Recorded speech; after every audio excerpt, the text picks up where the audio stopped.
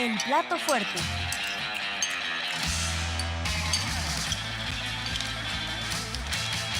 Entramos al plato fuerte. Entramos al plato fuerte porque esta semana ha sido muy intensa en ambas cámaras, sobre todo ayer en la Cámara de Diputados, muchas cosas fueron aprobadas y ahora tenemos aquí a nuestro compañero Emerson Segura, que es especialista en estos temas legislativos, porque nos va a platicar más o menos cuáles son las principales discusiones. Nada más le ponemos el resumen que hizo Margarita Zavala y que tú comentaste en Twitter, porque pues están muy enojados, ¿no? Ah, caray, con Margarita Zavala, diputada federal del PAN, dice: en mi vida política he estado muy cerca del Congreso. Estas 24 horas son una página negra. Para evitar el debate, Morena y sus oficialistas dispensaron todos los trámites para votar exactamente como querían en el gobierno. Es increíble la conducta antidemocrática del grupo de Morena. Con el voto en contra de toda la oposición, aprobaron leyes que quitan la salud a millones de mexicanos, restringen libertades en la ciencia y la tecnología, fomentan el conflicto de interés, entre muchas cosas. Bueno, yo le agradezco a Margarita que lo haya escrito, o no sé si le ayudaron, porque cuando habla uno no entiende, ¿no? O sea, como que dice una cosa y luego la otra y se enreda. Qué malo. ¿No? Bueno, cuando menos hay más precisión. Ahí hay un argumento, uno puede estar a favor o en contra, pero cuando menos se comunica un poquito mejor por escrito, Margarita Zavala. Sí, pero lo verdaderamente sorprendente son sus diagnósticos, ¿no? Le quitaron la salud a la gente. O sea, que lo diga Margarita Zavala. Vamos a hablar con Emerson Segura, que ya está aquí con nosotros. Emerson, muchísimas gracias por acompañarnos, darte la vuelta y ahora sí que darnos todo el parte de lo que está pasando ahí en la Cámara. Azul, Jorge Armando, un gusto estar aquí con ustedes en la Mañanera 360 y con la audiencia. Pues así es, la Cámara de Diputados ha tenido una jornada intensa, legislativa, concluye el periodo ordinario de sesiones que se le conoce. Posteriormente viene la comisión, se instala la comisión permanente, pero ahora en la Cámara Alta, en el Senado, también se turnaron 19 minutos, ¿no? Es decir, varios periódicos hoy incluyen los temas que van desde la ley minera, que está pendiente en el Senado, y hay una discusión intensa respecto a los intereses detrás de la ley minera, pero también tenemos leyes que van también para disminuir la edad, por ejemplo, para ser electos a un cargo de elección popular o ser secretario de Estado. Y yo creo que algo que retrata muy bien, yo creo que este tuit que ahorita veíamos con Margarita Zavala, es justamente esta pulsión también de la oposición. Y lo que es interesante es que Margarita Zavala lo hizo siendo diputada, ¿no? Sí.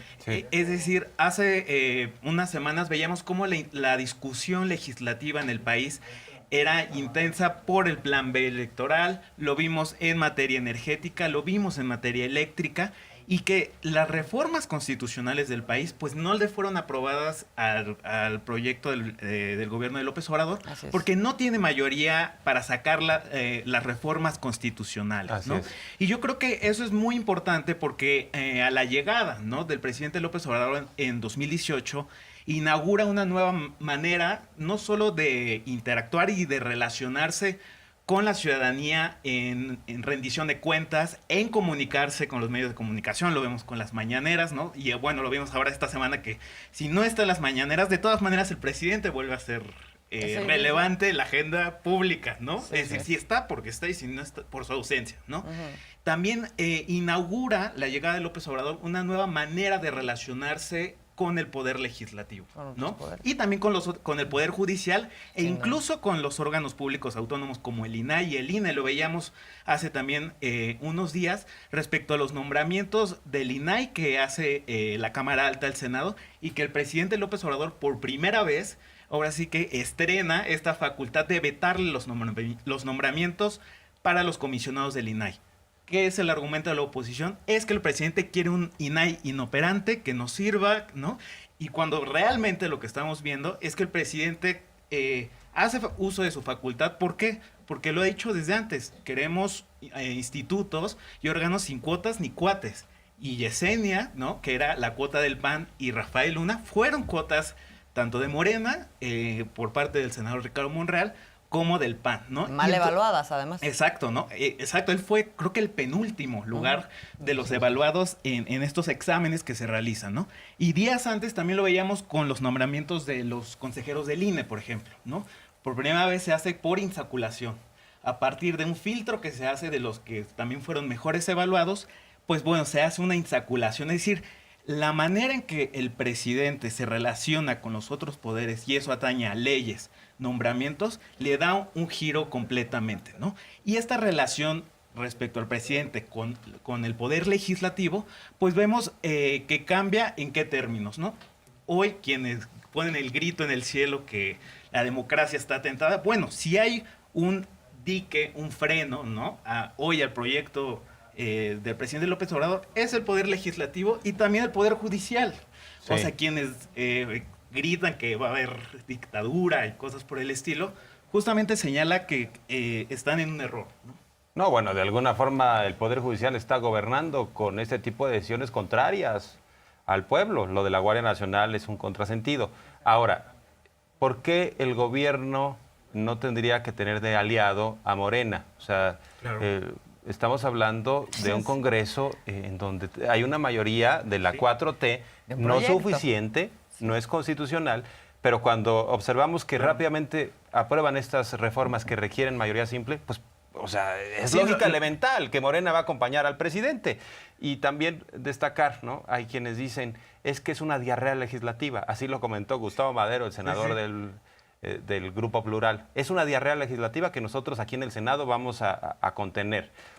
Este trabajo, y es importante que lo resaltemos, es previo. O sea, no es que en 24 horas se pusieron a leer las iniciativas del presidente y se las aprobaron, sino hay un trabajo previo en comisiones. Sí, y que hay un tema también interesante que se mencionó al inicio, por ejemplo, del gobierno, entre la primera legislatura de 2018-2021, que decía, bueno, las mayorías, que la mayoría de Morena era, digamos que tenía más votos que los que tienen ahorita, pues las mayorías son para usarse, ¿no? Porque ¿qué son las mayorías legislativas? Pues es la representación popular, claro, representación política. ¿Y para qué se usa la representación política? Para sacar adelante proyectos, en este caso, que es el de la 4T, que es el proyecto que encabeza López Obrador, y que basta mirar tan solo en el sexenio anterior, justamente la misma pregunta. ¿Cuál era la relación del presidente, o ejecutivo, en este caso Enrique Peña Nieto, con el legislativo? Pues estamos hablando del sexenio, de las reformas estructurales y de los moches. O sea, estamos hablando que literal era a partir de diezmos, era a partir de comprar a los legisladores, porque como no tenían mayoría, pues justamente el PRI, el PAN y el PRD con el Pacto por México se pacta una agenda legislativa donde pues se repartieron cargos y dinero. O sea venimos de ese Congreso. Y es interesante esto que menciona sobre la nueva relación que se establece entre los poderes, el Ejecutivo con el Legislativo, todo este tema de las mayorías. Porque esto también lo que hemos estado viendo últimamente es que todas estas formas de tomar de la oposición y de discursar lo que está sucediendo en el legislativo se han convertido como en la antesala para que cosas donde hay mayoría, no mayoría calificada, pero hay mayoría dentro del Congreso y donde les ganan, entonces saltan a otro poder para que se dirima lo legislativo en el Poder Judicial. Y es que justamente ante la impotencia, lo podemos llamar así, o sea, ante la impotencia legislativa, ¿por qué? Porque no tienen los votos, porque Morena puede sacar 19 reformas y mandarlas ahora al Senado. Pues bueno, ¿cuál es el dique de contención que sigue ante la impotencia legislativa? Porque no obtuvieron los votos en el 21, ¿no? Claro. Pues bueno, vamos al Poder Judicial, ¿no?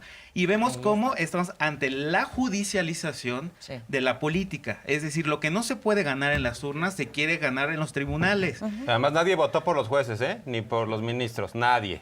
Y entonces vemos cómo en el tema energético, en el tema de la Guardia Nacional hace unos días, ¿no? O sea, este traslado de las facultades de la Guardia Nacional a la Sedena, pues como el plan B, la energética, el tema de seguridad, o sea, es decir, ahora resulta que las principales líneas políticas del país la deciden los jueces. O sea, estamos en ese escenario. Oye, hablando de antidemocrático. Exacto. El término levantadedo surgió con el prianismo. Estos diputados y senadores que negociaban y ya nada más era cuánto me va a tocar y no me interesa el tema. Simplemente lo vamos a aprobar porque me conviene en lo personal. No les importaba el país.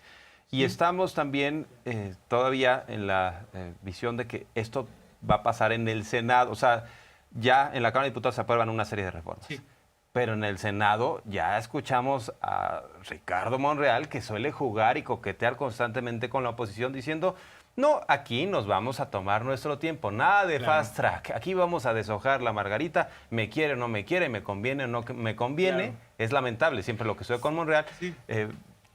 Por eso, en este tipo de asuntos es cuando uno le exigiría más acompañamiento al líder de la bancada del partido en el gobierno con el presidente López Obrador. Pero yo no sé también cómo la vean qué va a pasar en el Senado.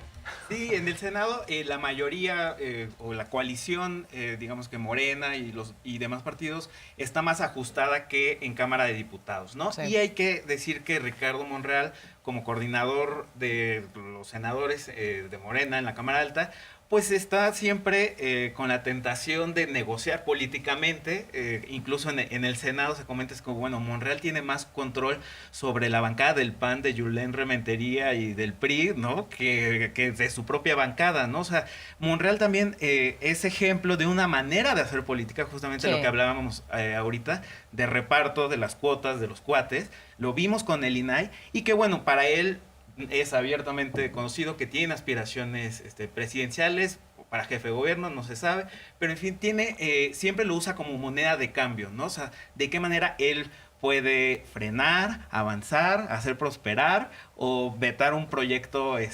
legislativo de la 4T, ¿no? Y creo que ahí me recuerda lo que justamente el llamado que hacía el presidente previo a su contagio en COVID la semana pasada.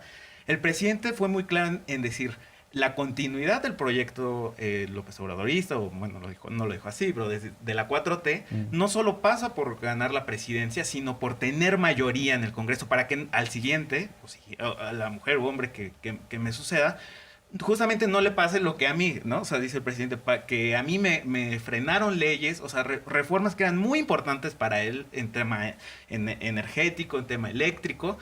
Dice, el presidente hace un llamado a que la votación no solo sea al presidente y que continúe Morena, sino al Congreso. O sea, la importancia de tener incluso también aliados, en el caso de Monreal, Sí. en ambas cámaras, que puedan hacer prosperar y operen políticamente para un proyecto en común. Que eso lo tiene claro todo el mundo. No hay que olvidar a Claudio X González antes de las elecciones intermedias diciendo hay que quitarles la mayoría porque si no nos quitan el presupuesto. O sea, ¿de qué manera se ejerce el presupuesto? Pues pasa por quién está encabezando un proyecto y si tiene mayoría o no tiene mayoría. Eso es, ahora sí que números, aritmética, y que no debe considerarse una cosa antidemocrática. Al final, pues eso es parte de las reglas del juego. Y que también en la manera en cómo se relaciona el presidente con el Congreso también pone en jaque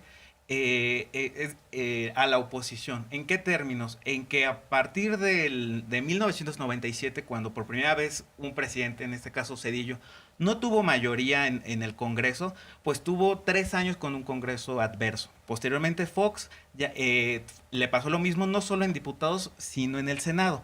Pero es decir, pasó muy poco tiempo, ¿no? A partir de la transición o de la alternancia política que tanto se celebra, que pues el PAN y el PRI pues se pusieron de acuerdo muy rápido, ¿no? Entre 1997 y el 2003 hubo cosas interesantes en el Congreso. Hay que recordar incluso el 2001 cuando los zapatistas entran por primera vez a la Cámara de Diputados. O sea, pasaban cosas interesantes respecto a nuevos actores y una nueva deliberación pública. Pero eso duró bastante poco y bastó tiempo para que el PRI, es decir, el PRI buscaba cortejar al PAN, el PAN al PRI, y pues bueno, justamente Sí. terminaron juntos como... Y ahora ya hay sí. que recordar el mismo desafuero, ¿no? O sea, en su momento matrimonio PRI-PAN, es decir, sí se consumó, ¿no? Sí, y que fue totalmente. acompañado, es En decir, muchos momentos la se alternancia o consumó. la democracia, la alternancia y la transición, pues está enmarcada por el matrimonio entre Sí. el PRI y el PAN en las cámaras, y que bueno, llegado el peñismo, con mayor razón sí ya había dinero, ¿no? Para Sí, fue repartir, una ¿no? gran, yo creo que desde antes había dinero. Fue una gran simulación. Esto de la transición a la democracia, Vicente Fox fue un traidor de la misma y se acomodaban. Si tenías un presidente del PAN, se acomodaban los del PRI. Si tenías un presidente del PRI, se acomodaban los del PAN. Ahora, donde no tienen acomodo ni priistas ni panistas, es con el presidente López Obrador y por eso andan bien rabiosos, enojados, como la banda Parchís tratando de ver. Ahora sí, Como la banda que sí Y por ellos eso- pueden hacer algo por sí mismos, pero Sí, ya no hay negociación, no hay reparto en lo oscurito. Y por eso se no acabó. pueden entender, por ejemplo, el nombramiento de los últimos consejeros electorales, ¿no? Por diputados, con Guadalupe Tadei y demás. O sea, no entienden cómo alguien renuncia a hacer uso de las presiones Claro. políticas para ir a insaculación. Y entonces, cuando Luis Carlos Ugalde, pues fue un Claro. acuerdo entre el PRI y el PAN. Siempre ha Lorenzo sido un Córdoba acuerdo. era un reparto. Entonces es como, Sí. ¿cómo renuncian al reparto? O sea, es decir, Porque además, ¿cómo renuncian? Porque además, si tú renuncias, entonces también tenemos que renunciar nosotros, claro, porque ya no porque hay no hay que negociación. repartir, no hay pastel. No, Exactamente. ¿qué No hay crees? pastel que Del repartir. día a la noche, de un día para otro. ¿no? Así es. Pues en esas estamos, entonces nada más para que no se vaya con la finta de luego los discursos que se van dando en medio de los debates. Emerson, ya nos tenemos que ir. Qué gran placer esta conversación contigo. Ojalá lo podamos repetir. No, en una con mucho próxima gusto. ocasión. Muchas gracias Muchas por gracias, Armando estimado. Azul estar con ustedes aquí en la mañanera.